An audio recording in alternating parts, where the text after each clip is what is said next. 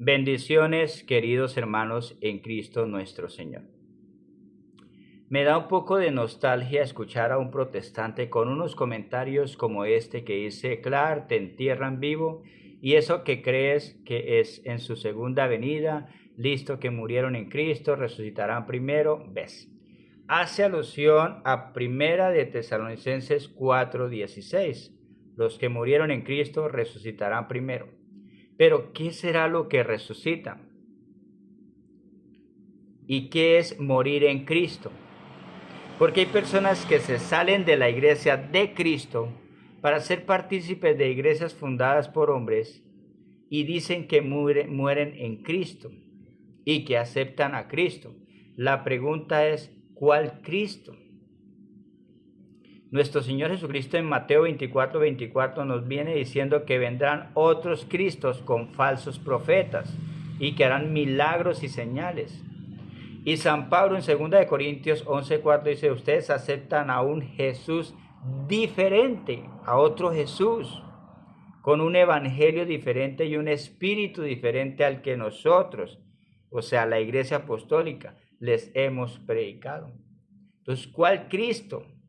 Hay personas que dicen, por ejemplo, es que yo acepto a Cristo como mi Señor y Salvador, y cuando pertenecía a la iglesia de Dios, ni siquiera asistía, para poder entender que en el credo decimos: creo en Dios Padre Todopoderoso, Creador del cielo y de la tierra, creo en Jesucristo, su único Hijo, nuestro Señor.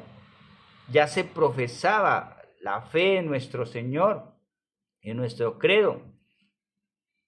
Y en ocasiones nos salimos por ignorancia, por desconocimiento, a decir: hay que aceptar a Cristo. ¿Cuál Cristo?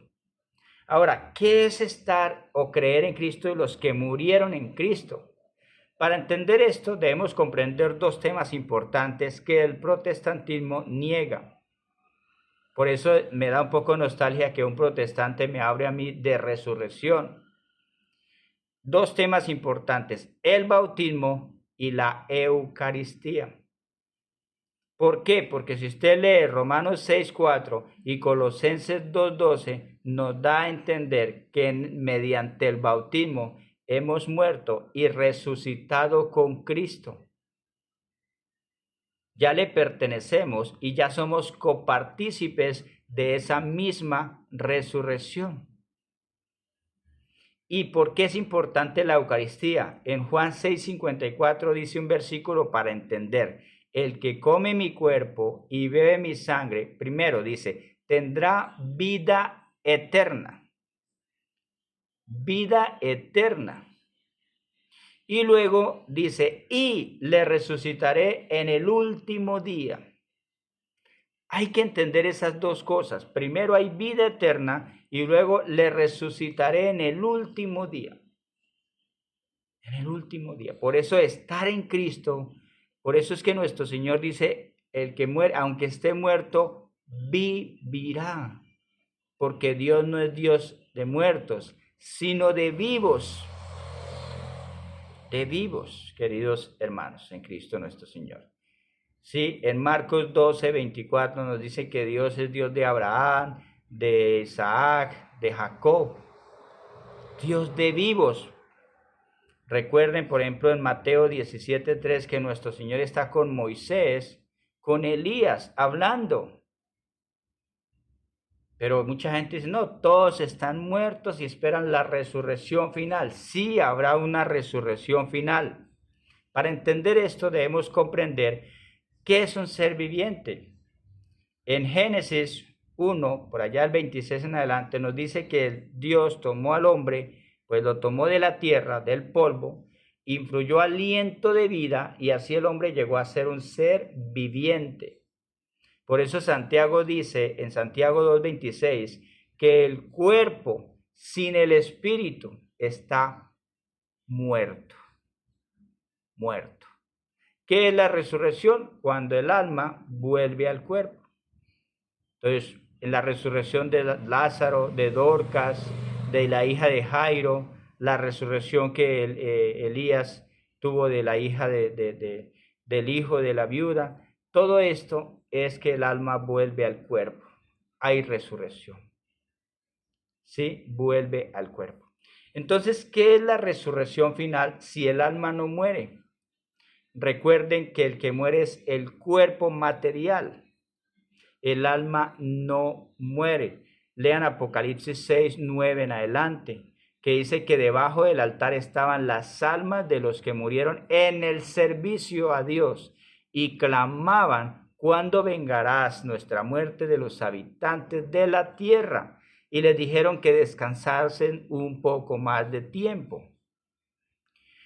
Descansen un poco más de tiempo. ¿Qué están esperando? Hasta que se complete el número de sus hermanos, o sea, hasta que haya esa resurrección final. El alma espera la resurrección final donde la carne, pero claro, ya no es esta carne, porque esto ya se pudre.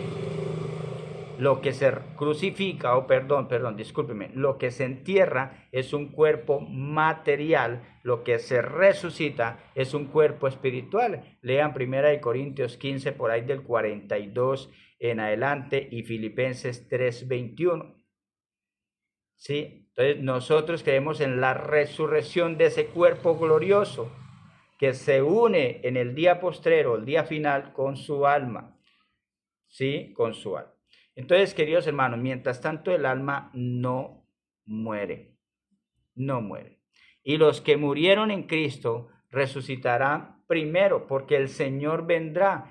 Allí en 1 Tesalonicenses 3:13 dice que el Señor vendrá con su pueblo santo, con su pueblo santo.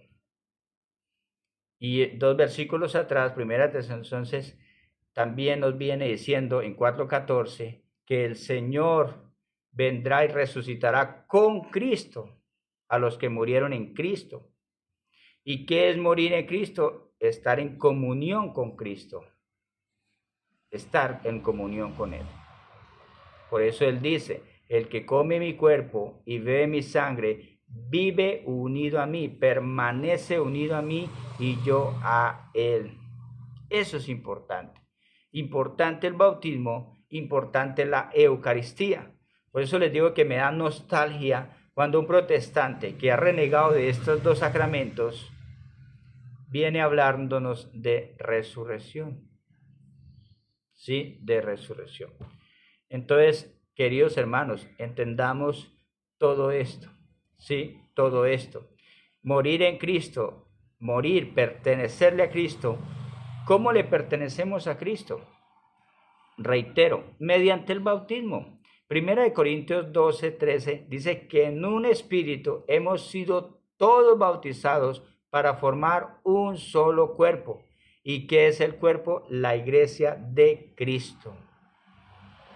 La iglesia de Cristo. Y en Gálatas 3:26 dice que al ser bautizados, todos, judíos, griegos, esclavos, libres, hombres, mujer, todos unidos a Cristo, somos uno con Cristo.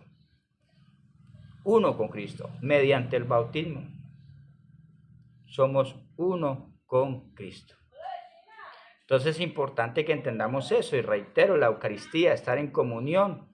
Por eso San Pablo en 1 Corintios 11:26 nos dice que cada vez que comemos, anunciamos la muerte y proclamamos la resurrección hasta que Él venga. Por eso estar en comunión con Cristo es muy importante, porque lo hacemos hasta que el Señor venga. Hasta que el Señor venga.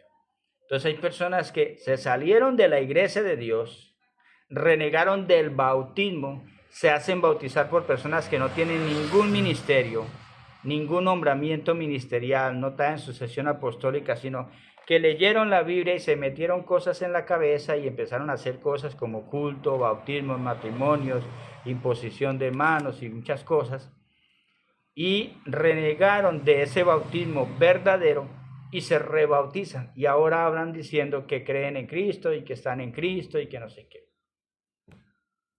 Engañados por estos falsos profetas, por estas personas que se hacen llamar ministros, cuando la iglesia es un pueblo sacerdotal y los ministros de Dios son ministros sacerdotales. Bendiciones y hasta la próxima.